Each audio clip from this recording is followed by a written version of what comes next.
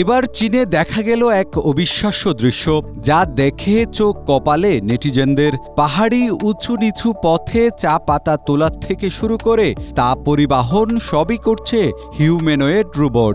2026 world humanoid robot গেমসের প্রচারণার অংশ হিসেবে চীনের ফুজিয়ান প্রদেশে দেখা গেছে এমনই এক অনন্য দৃশ্য।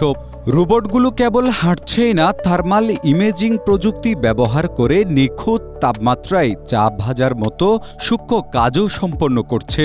বারবার ব্যর্থতার সত্ত্বেও শেষ পর্যন্ত মানুষের মতোই চা তৈরিতে সফল হয়েছে এই যন্ত্রগুলো। বাস্তব জগতে এই চ্যালেঞ্জ রোবটের সক্ষমতা বাড়াতে দারুণ কার্যকর।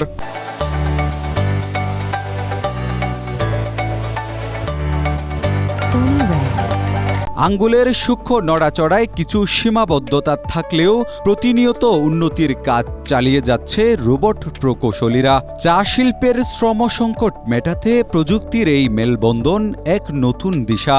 আগামী আগস্টে বেইজিংয়ে অনুষ্ঠিতব্য রোবট গেমসে দেখা যাবে এমনই সব চমকপ্রদ উদ্ভাবন।